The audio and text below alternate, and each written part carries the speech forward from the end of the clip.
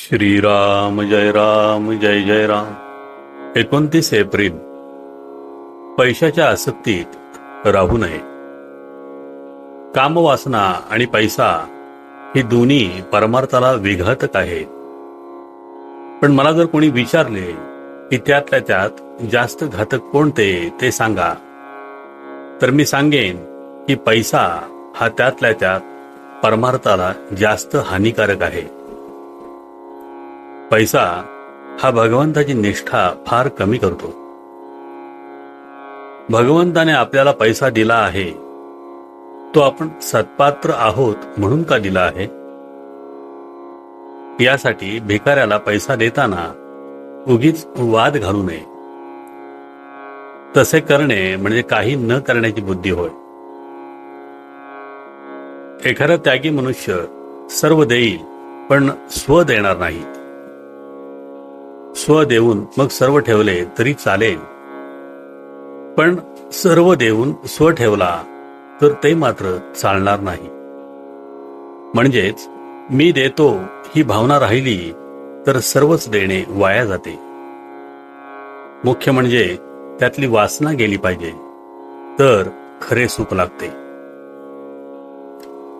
देह हा पाया धरून त्यावर इमारत बांधू लागलो तर इमारत पक्की कशी होणार?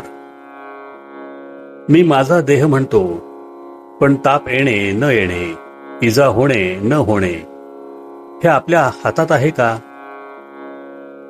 मी माझे रक्षण करीन असे म्हणतो, पण वाटेत ठेच लागून पडल्यावर लोकांनी मला घरी आणावे लागते. म्हणजे जीवित किती परस्वाधीन आहे. देहाने कितीही कार्य केले तरी ते कळसाला नाही पोहोचणार. अभिमानाने केलेले कार्य कसे कळसाला पोहोचणार? एक भगवदिच्छेने कार्य केले तरच ते शेवटाला जाते. समर्थांनी देहबुद्धी नष्ट करून रामाचे अधिष्ठान ठेवून कार्य केले म्हणून त्यांना एवढे कार्य करता आले. जो भगवंताचा झाला त्याचेच कार्य पूर्ण झाले आणि त्यालाच खरे समाधान मिळाले. राजाच्या पोटी आलेले देखील भिकारी होऊन जातात, मग मी संपत्तीचा कुठे गर्व करावा?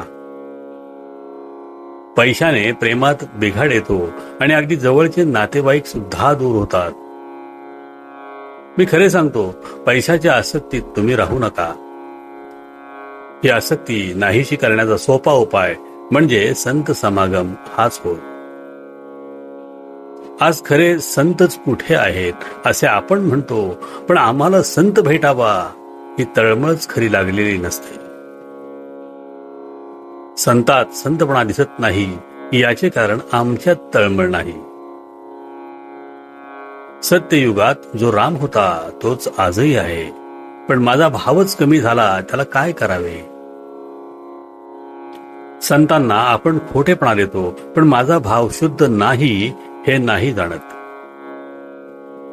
विषयात सुख आपल्या इच्छेप्रमाणे मिळत नाही म्हणून आपण संताकडे जातो, पण संताला अर्पण करून घेण्याकरिता किती जण संताकडे जातात?